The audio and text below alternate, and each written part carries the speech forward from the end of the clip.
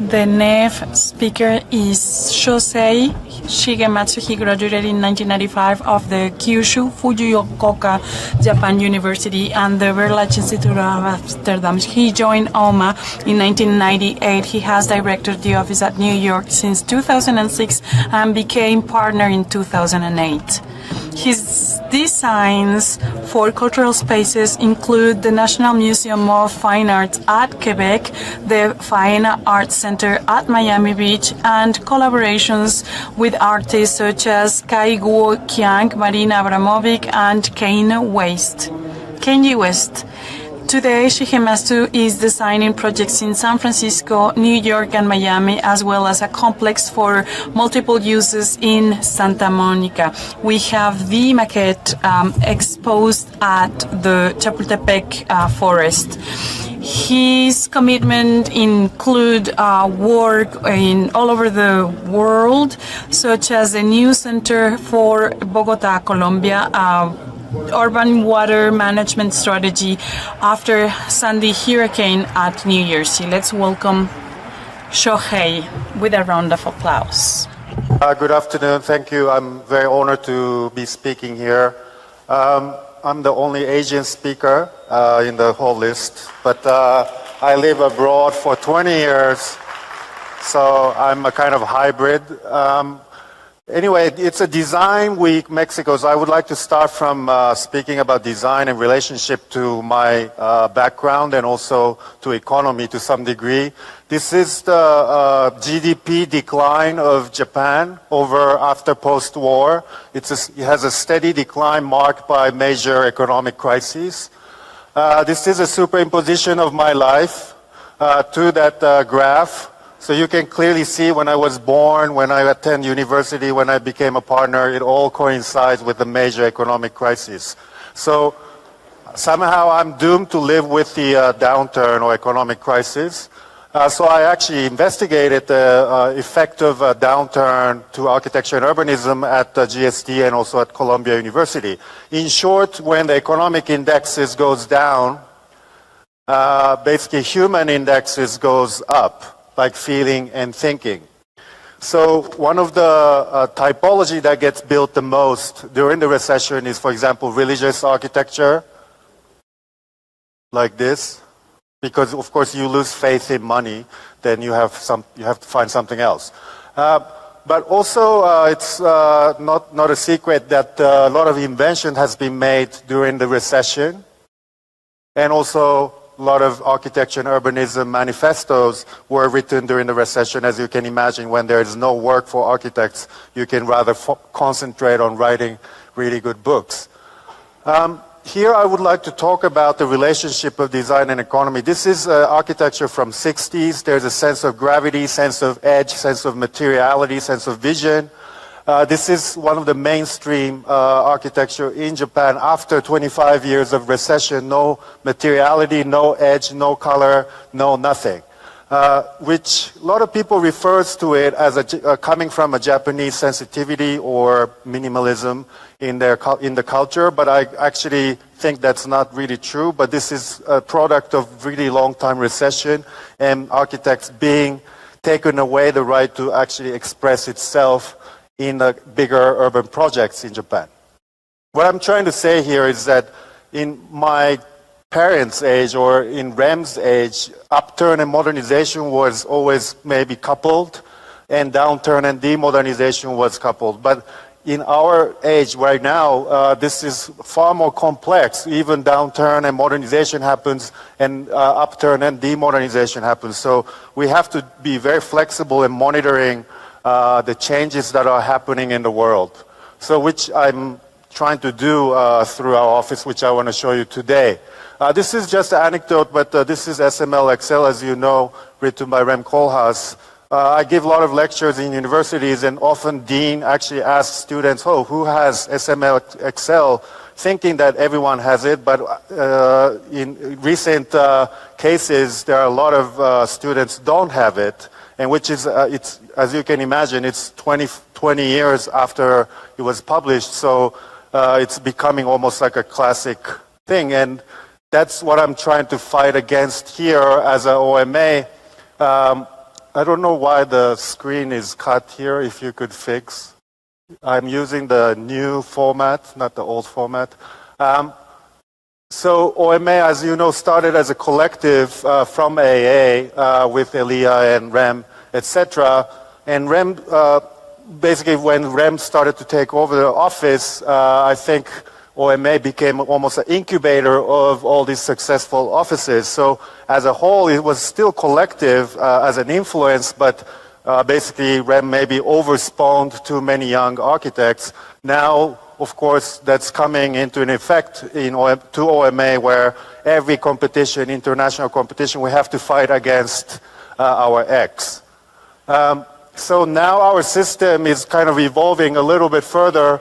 So each partner, we have 9 partners, including myself, somehow have our own basically studio and developing our own architecture, acquiring architecture, developing architecture, but as a whole creating this kind of multifaceted entity. So this is a taxonomy of what we are doing in OMA, New York. We have about 90 people from art, world, fashion, mixed use, workspace, residential. And also we're doing a lot of public space. So bridge, I will show you. The post-Sandy hurricane resiliency project, Bogota, new government district, and new city center in Toronto, for example. And also we are now working on Facebook new campus. This is in Menlo Park in Silicon Valley. This is the first campus, second campus, headquarter made by Frank Gehry, and now Facebook is crossing this abandoned rail to the south and acquired this huge land that we're doing a master plan and public space design, as well as a new office, third generation office, where for the first time they're going vertically higher than 2-story high. This is still a master plan phase, so we're now developing the new office, which unfortunately I can't share. But again, a lot of public space design. Since I'm in Mexico, I of course couldn't help showing this. So 2006, 2007, we were asked to design toward the Bicentenario. So it was, of course, Mexico was moving towards the Bicentenario anniversary. This is a mapping of the high-rise. Of course, Asia is still leading in its height. Latin America and Europe relatively lower. As you know, all the high-rises are capitalizing on the Chapultepec Park, and this site was also in Las Lomas, in the residential area, in a way facing the park, but it was still a residential area. That, of course, somehow was one of the first mistakes. But the site was quite small here, and as you know, there was an existing modernist architecture. And the site was so small that the footprint was really restricted to this size, almost quite, basically it was 40 by 40 meter.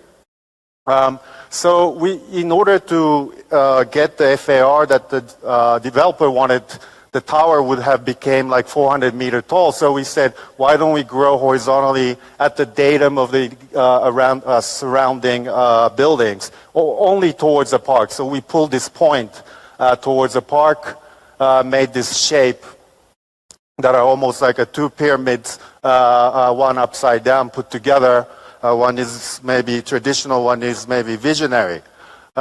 So you can see how in the center it grew and created this kind of ambiguous relationship to the existing city fabric. So in the backside, the side story is that this side was on the opposition party, so we didn't want to grow. In the park side, that time the mayor party was in position in basically power, so we basically grew only to the park side. Anyway, these are the kind of views. And all the floor plans were quite, let's say, a standard floor plate, but of course it changes every floor. And there was a sky lobby at the center. We have been working internally and started to call this building a pregnant building. So we decided to actually conceive a child, which was a void.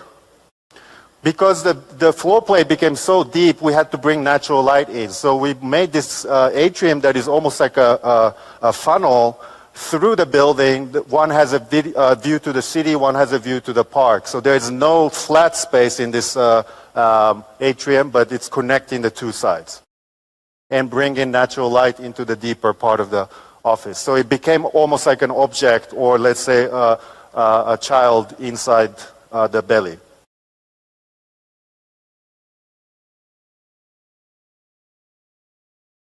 This is viewed down to the park. The structure was such that the core and this straight part was quite robust, and this basically the belly part was quite a lightweight structure. We used a so-called cable structure, so it's a series of very thin cable-like columns that are mobilized as structure, and it's about 30 centimeter diameter to make the building look less like a typical big earthquake-resistant building, but more refined and almost like a veil-like building. And as you know, after it was announced, the building was redrawn in their favor in the newspaper. They redraw your building, which is a little bit strange, and of course made these kind of negative campaigns. We even attended the negative campaign, a kind of beautiful, poetic, anti-high-rise protest in the park. And then, as you know, it died. And of course, it was a perfect form to inform that it was the end. And as you know, though, what happened is that somehow our building, I thought it was under construction when I came back to Mexico City. But as you know, it's only the half was realized. And I even know the name for it.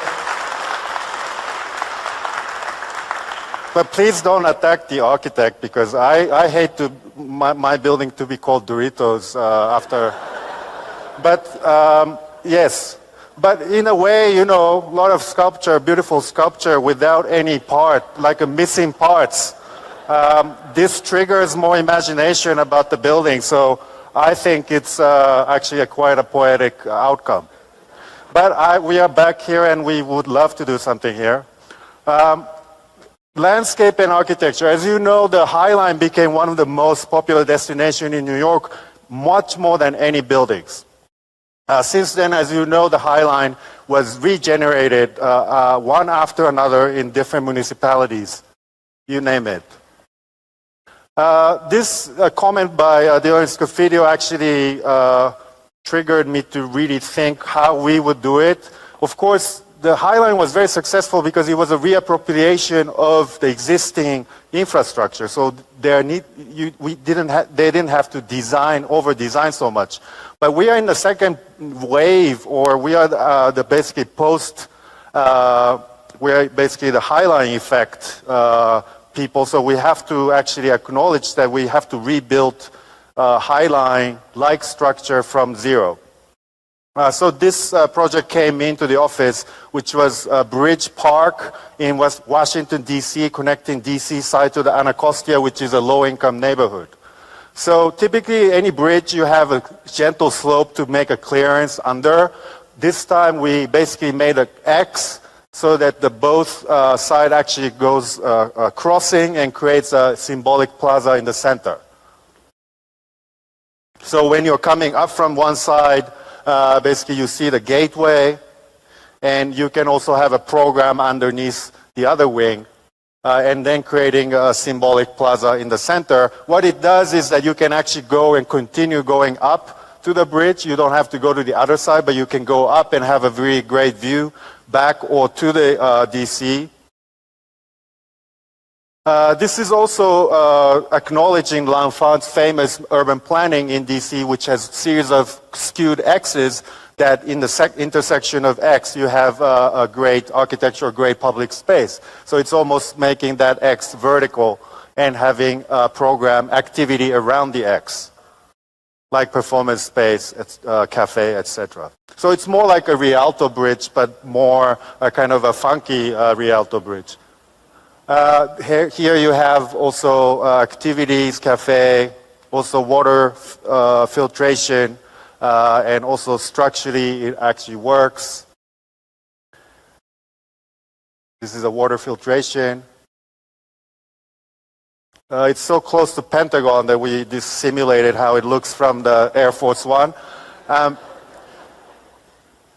Of course, DC is a city of monuments, so we thought we thought hard how we could put our very skinny X into the monument. So we took advantage of what it means in X. Of course, it means 10. So we basically made this $10 bill, but who uses cash nowadays? Anyway, innovation. So this is something also I'm confronting with. I'm invited to so many conferences that are called innovation. So we did a little research in the office. The rise of the word innovation starts around 70s. Instead, the word called invention actually goes down and creates a cross, which is a transitional point. This is where I was born. I'm not saying I triggered this transition, but I'm saying it was around early 70s, basically this started to happen, which I find it a little bit bizarre that invention is maybe less acknowledged by innovation, which is of course, an ambiguous term. So from a buzzword to buzzkill, it's one of the most overused words in USA right now, innovation. As you know, even White House had the innovation American Innovation section. I think he's now gone, but anyway, it reached even to the White House. Every university is making innovation lab, making a building for it. Of course, the hype continues. This is the first innovation district. I didn't know this, but it's in Barcelona, around this roundabout. This is not an Apple headquarters. This is a roundabout in Barcelona. It's the first official innovation district. So the word innovation is also becoming physical, and we have to deal with it. The reason why I'm talking about it is we're doing a project in Boston, in Innovation District in the Bay, in the water area. So this is an existing fabric that attracted a lot of startups. So since then, somehow someone started to call this area Innovation District. Can you imagine innovation with vast parking lots? But anyway, then now the developer, of course, started to come in and capitalizing on the notion of the naming of the Innovation District. So our site was at that border of the new development versus the old. And it was in front of the park. So what we did is to subdivide the building into half and continue the park up to the building and cut the building in half.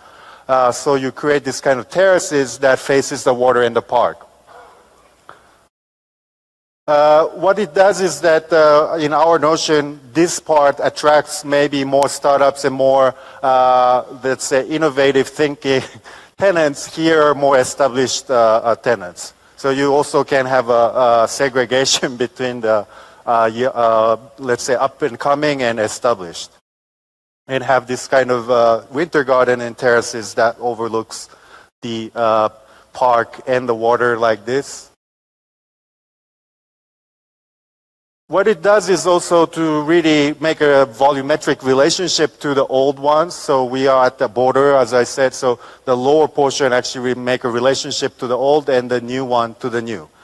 So the upper one to the new. So you have this kind of dramatic separation at the boulevard and here. We are, the upper mass have a belt truss above from the core and hanging all the volume up. So there is no column appearing here. So that you have this sense of floating. Talking about the workspace, we did the architecture studio, architecture, art and planning studio extension at Cornell University.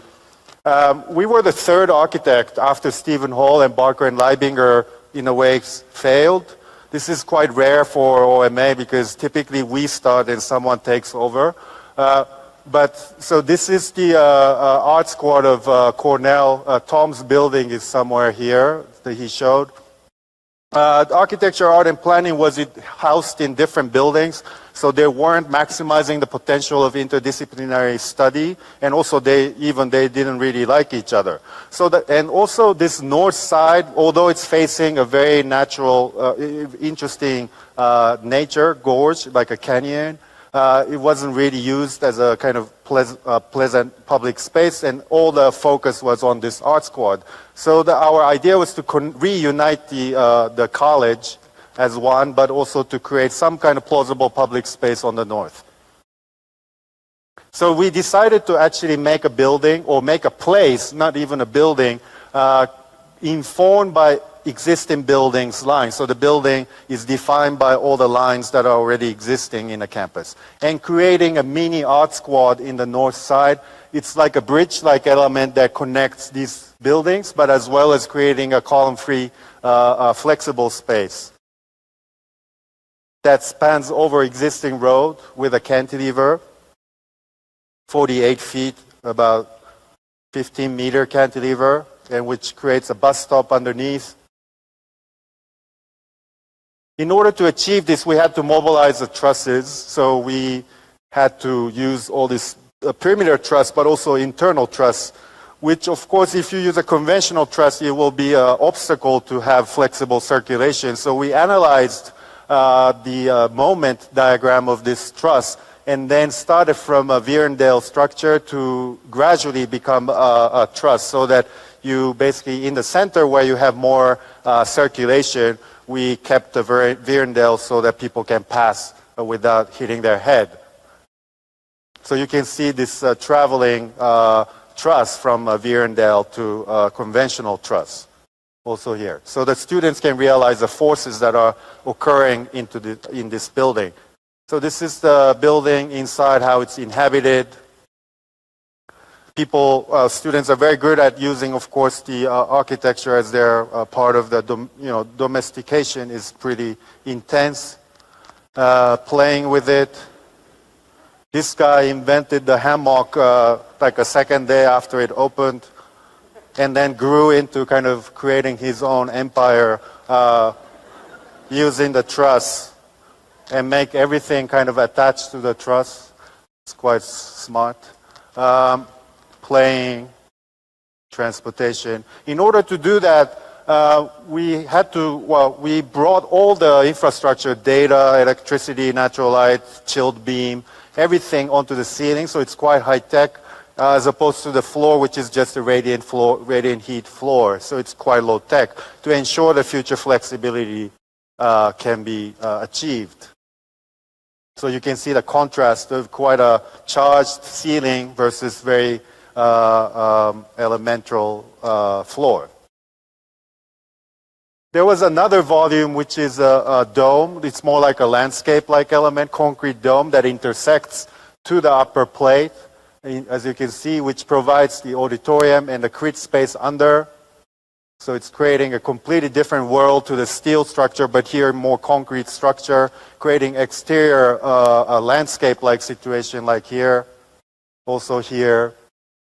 So it's quite a big contrast. Also the construction sequence was very contrasting. Of course, the steel structure was much more smooth and on schedule. Of course, the concrete was a big deal, mobilizing a couple of concrete casting cars overnight, casting the entire dome.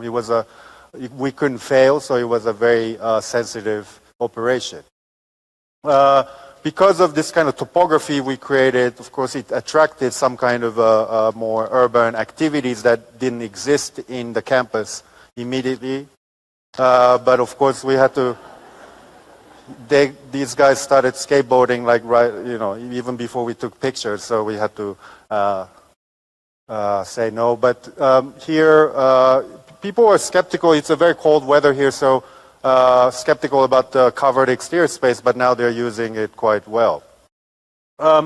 You can go down to the auditorium on the dome from the studio above, and basically the auditorium is on the mound. So you have a panoramic view of the surrounding. It's a triple glazing, so you have a complete silence, although there is a street next to it, and you have a view. and ensure certain darkness so you can do a lecture, even the surrounding open, and also other activities. This is Howard Milstein, the main donor. He was at the board of the entire university, not only architecture school. So he wanted to convert this auditorium into the boardroom of the entire university at the middle point of the construction. So we had to retrofit the boardroom to this auditorium. This was an existing boardroom they were using, very conventional, very difficult to use, and also not so interesting. So we looked at all the current technologies of seats, of course, individual seats, etc. So we came up with these seats that are like a business class seats that has electricity, voting system, microphone is all integrated, and swivel. You can swivel, so you can actually do this kind of typical configuration or that kind of configuration. But the problem was that the board meeting only happens twice a year. And this space was actually, of course, conceived for the auditorium for the students. So we had to think how we could have both of them coexisting. So what we found is this system that you can store the chairs under the floor, raised floor. And by electricity, basically the chairs come out like this. Every, 2 times per year. We thought it was really interesting, like basically the zombies of board members kind of coming out of the ground 2 times a year. So this is the typical configuration.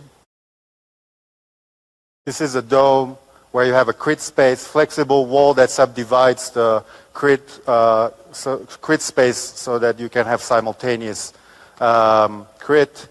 As I said, there's a bus station here, so a lot of people who are not familiar with architecture education are also waiting here and have a peek into the architecture crit. So this is a very interesting moment that we discovered.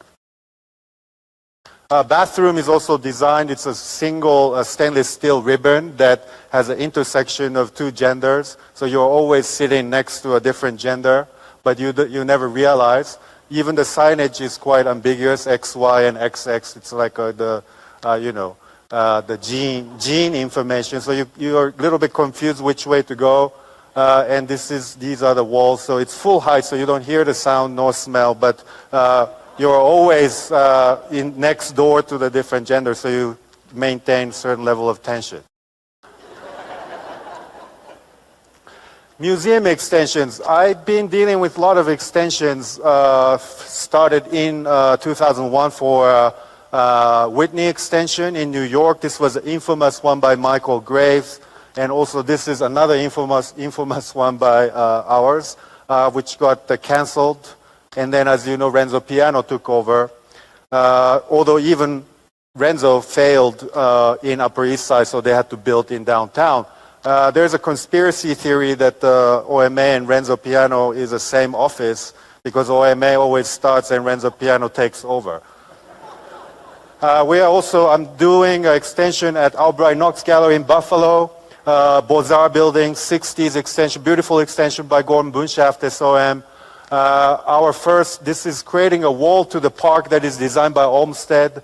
Our initial competition scheme was to basically break this courtyard open, creating almost like a bridge that the Olmsted designed and make a gateway into the park, and creating a gallery above, which was heavily criticized by the preservation community, which we agreed. So we are changing the site, but it's going on. So anyway, we are saying that I'm dealing with a lot of extensions that have modern architecture. Now we won a competition to do an extension of new museum. It's going to be as big as the existing Sana building. I can't share the design, but I can only tell you that it's going to be a very interesting relationship like this or like this.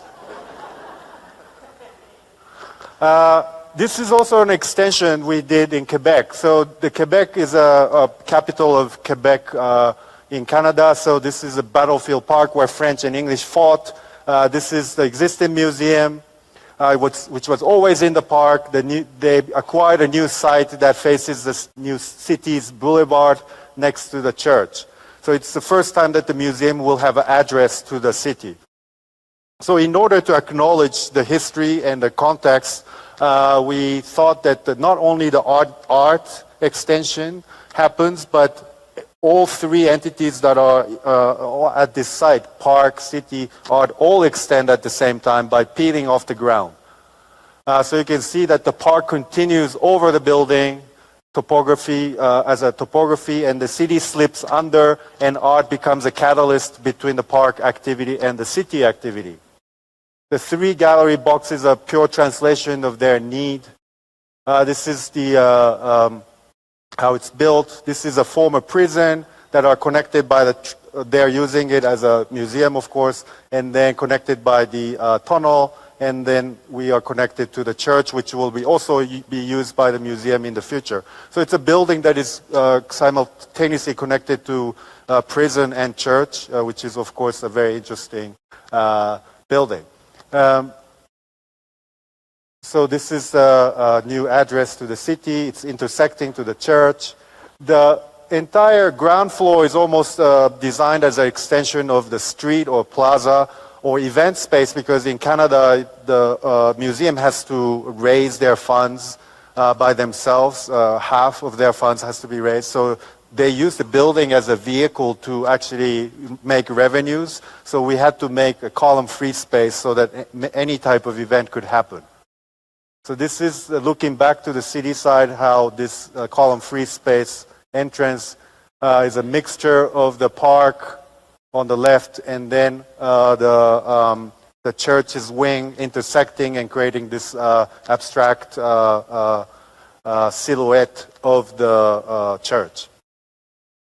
This was at the opening of Justin was there. She's from Quebec. I'm calling it Justin as if I know him, but anyway. Was an owner. As you see, the ground floor space is quite active, almost like a plaza. They do a lot of night events too. Circulation is coupled with a lot of program. It's a very only kind of curved elements in the building that creates a spiral, because people are coming from existing building, existing museum side, and the new entrance side. So this is a moment that they get mixed.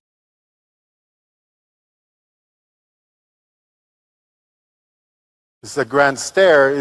I mean, Instagram is quite interesting to actually observe how the post-occupancy of your building is. So I collected only the one that is worth seeing. We have series of windows from galleries that captures the nature and climate, extreme climate there. Also, of course, the roof of one box. Because it's stacked, you can create a continuity from the inside sculpture gallery to the outside sculpture. And this is a stair window that sticks out to the park side so that you can go out from the building and then basically get a visual cleanser and again immersed in the park before you go to the third floor.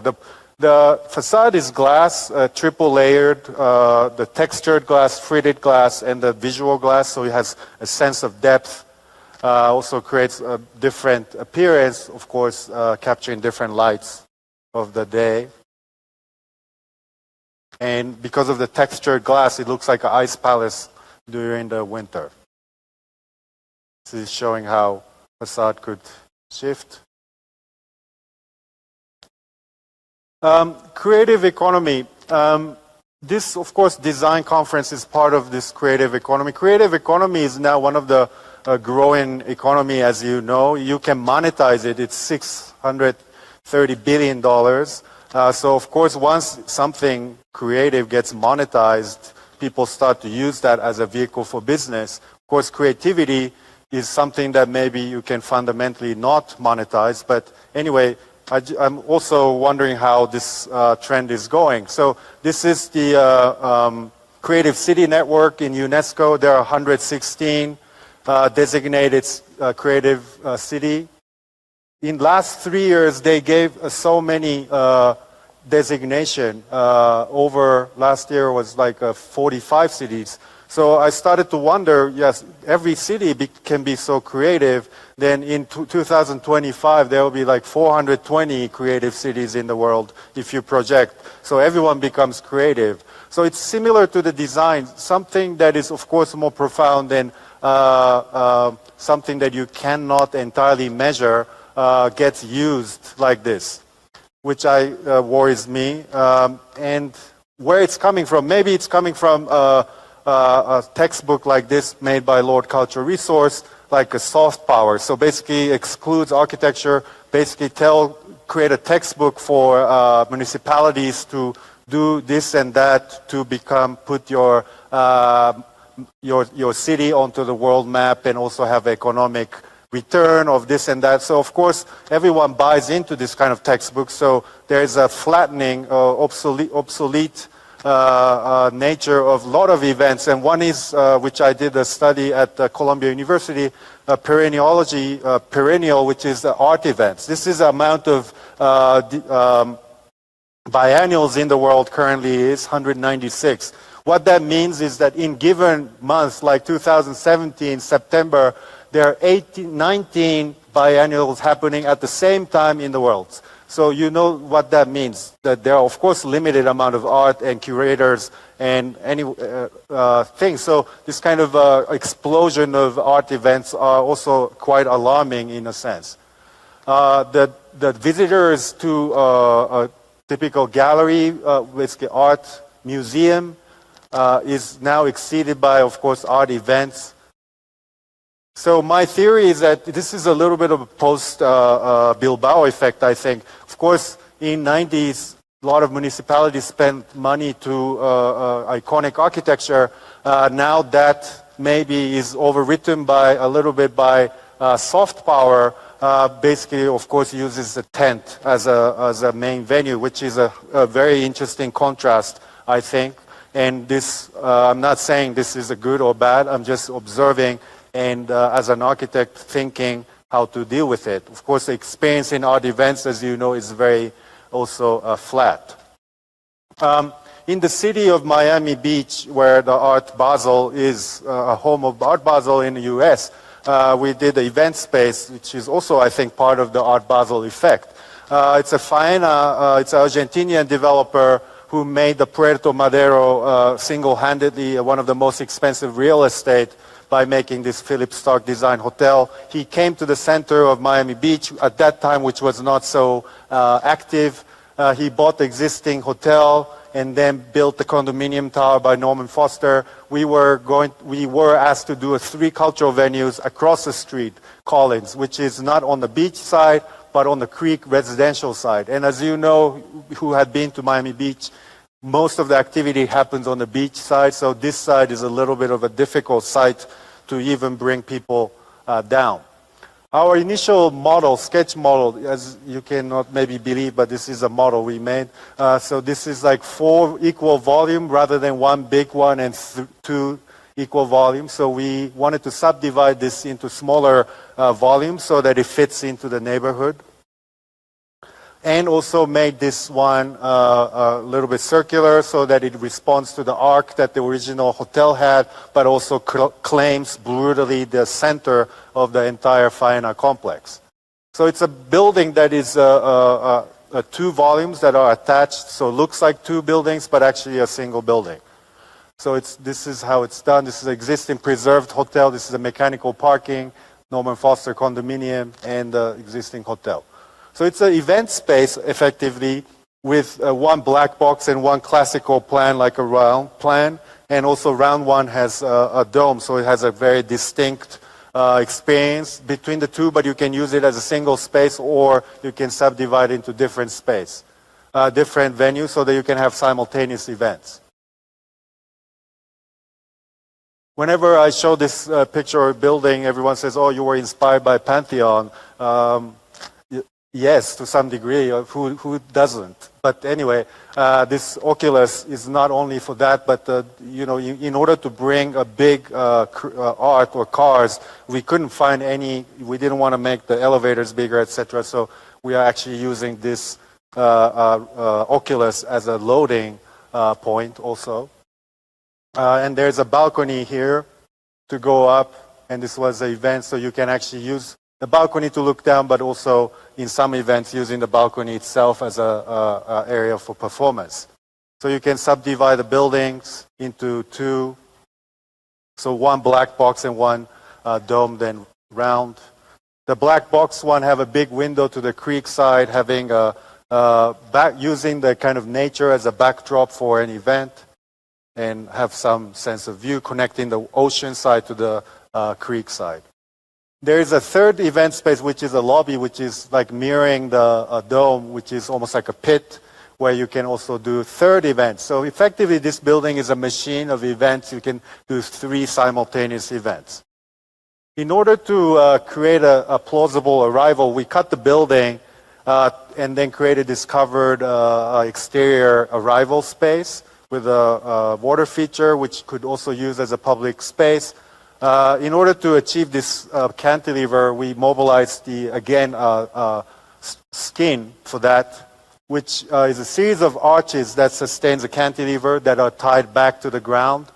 And they're coupled with anti-hurricane grid that is required in Miami Beach that creates this pattern about, it's all almost like 400 different window types. In order to achieve this different window types, we casted these positive windows. It was almost like an artwork, and then took the windows away. So you can see it has this kind of sense of organic appearance, like a seashell or palm tree, like very close to the beach.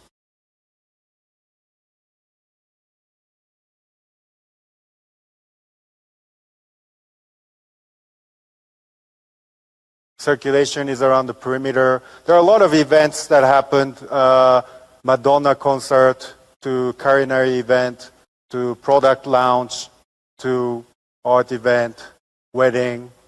And then the performance, the inaugural performance was with collaboration with Pam Tanovitz, the choreographer in New York, and we made this huge disc that is a stage, but people can actually sit inside the stage. But also one effect we did was to, when we were under construction, a lot of people liked this view from the main event space looking to the fenestration, which of course is not possible considering, of course, the use. So we had to build the internal wall, but I remembered it. So we basically calculated the sun path and the shadow that is created on the opening day, and then we project mapped the movement of the shadow onto the space, and then projected that as if there was no internal wall.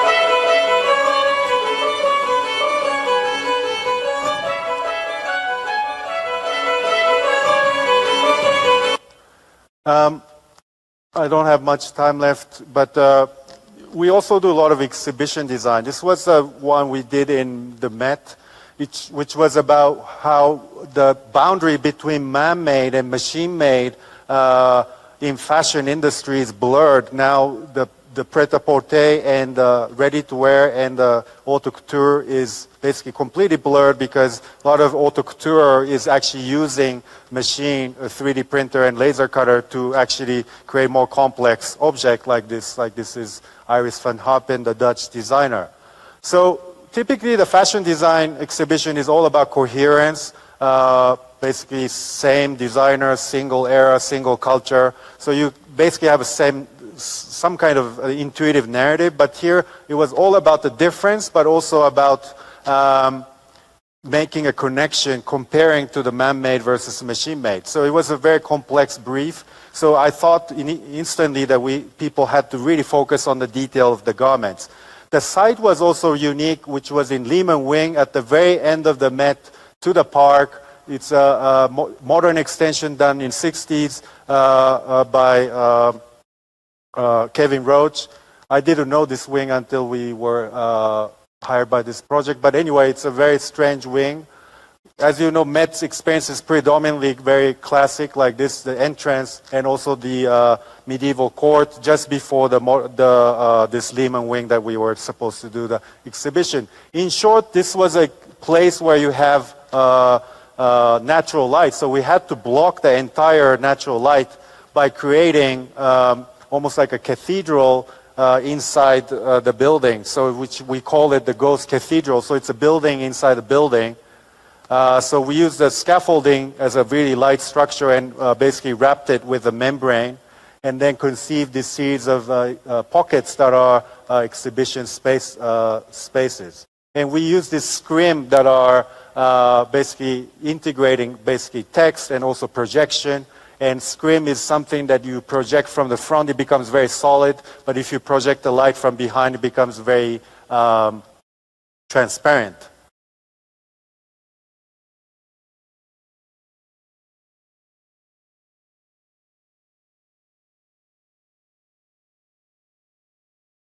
I'm going fast, but as you can see, you see the juxtaposition of very rough scaffolding and very refined membrane. So it's a white wall, white exhibition space, but it has a very incredible depth of translucency.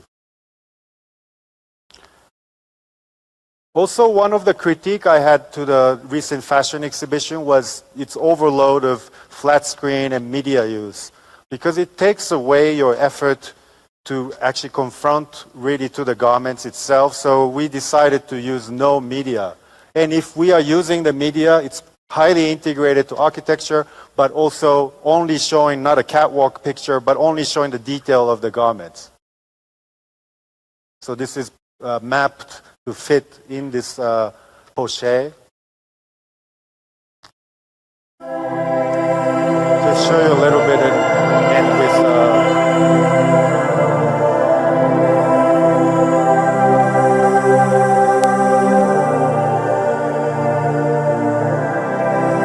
so the pattern of the Chanel dress is projected up to the dome as in like a Sistine Chapel.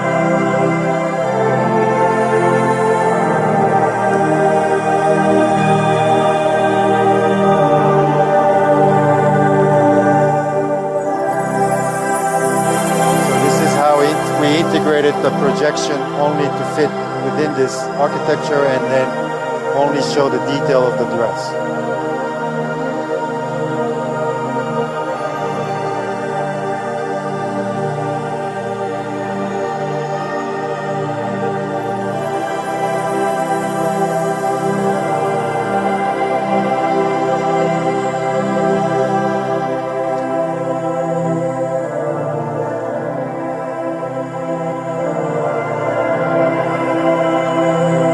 Anyway, you get the idea. This is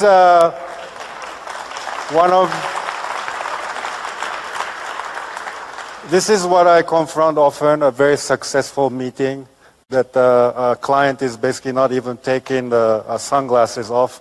But we had to also design a gala for Anna Wintour. So we designed this centerpiece, which was given to a production company, which of course failed. But what was achieved was also in relation to this double spiral, red carpet that we designed actually was used, which was basically two different colors, kind of winding like a double helix, which was heavily criticized by the media that it's so distracting because you have three colors. But I don't think so, because as you can see, a lot of celebrities actually naturally stood in this kind of circular white zone. This one is almost perfect. Also this one. Anyway, defending. I just want to end with one last note. This is another observation. This is city of Tokyo marked by different color. It represents different kind of type of atmosphere, different type of neighborhood. So it used to be very diverse in its experience, which you compare to the dinner table, it's more like a la carte style, sharing dishes, each other, conversation, stimulator, etc. But now there are so many buildings that have similar ingredients. This is 2 recent ones in Japan, has offices, museum, hotel. It's exactly the same ingredients, exactly the same size, almost like a formula, which we are calling it the bento box development. So what used to be very animated now becomes a very kind of predictable experience in the city, like a bento box. So no matter how much as an architect trying to design the very unique mixed-use buildings, of course, if the ingredients are not changing, of course, there is a limitation to distinguish itself. So as an architect, we are making sure that we also be involved in the programmatic discussions, etc. So that's the end, and I'm really hoping to engage OMA into Latin America and especially in Mexico. So hope we can have more exchange afterwards. Thank you so much.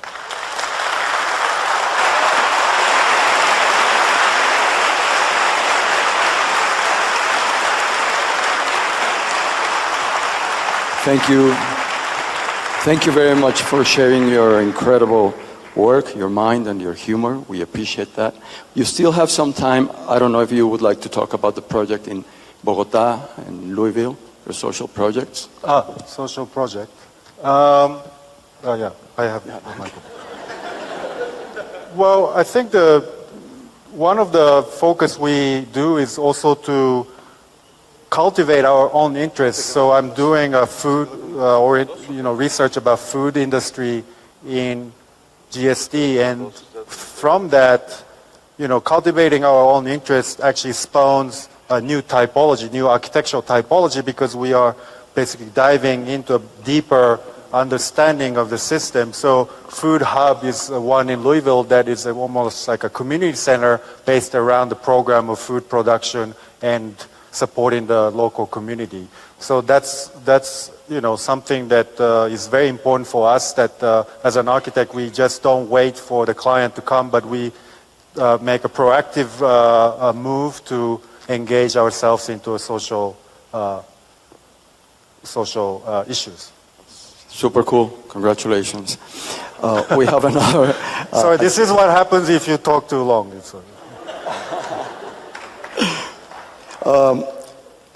When a large-scale project such as the Torre Bicentenario fails due to political and social issues, what type of learning comes from such experience? I have to tell you that from a personal point of view, I was very, very disappointed when that happened, because I felt that we missed a great opportunity as an architect and as a Mexican.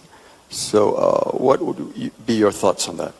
I think naming a development building for anniversary itself is maybe a wrong thing, if you think about it now. Of course, we thought it was a very great honor that our building is charged, is a symbol for that. But, Bicentenario, it's not, you can never express the rich, exuberant culture here and your development by a single building. So I think the building as a monument, that was maybe the first wrong mistake that everyone made. I agree. Multi-programming is a very characteristic in OMA projects. What is the most challenging part of proposing such intricate projects?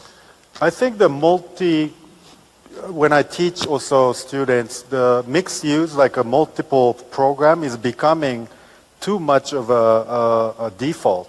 Not so many people are actually looking at the single program and refining that, and as a whole you can actually start to investigate the potential of 2 different programs being next to each other, etc. But now everyone just, mixed use is an excuse of conceiving a building that is seemingly complex and just have multiple colors in a diagram. So we are being also very careful not to, because it's mixed use, to look at like as a whole, like some kind of incomplete programmatic structure, but really diving into the efficiency and also the nature of each program, which is, I think, very important. Great. Do we have any questions from the audience? While they bring the microphone, to pass it on there. How was the collaboration with such an artist like Mariama Brovik, one of the most important artists nowadays? Gained a lot of power recently, as you know, through the capitalization of museums in 90s. Of course, some artists gained a big power as much as the art institutions. So working with an artist such as Marina, who had a lot of power, of course, gives a unique opportunity to look at art space as something that is more personal, but also maybe goes out of the boundary of white cube. So that it's very meaningful for us to collaborate with artists, not only successful ones, but in general with an artist. We're really looking forward to see that project built in the near future. Thank you. Hi there. Okay.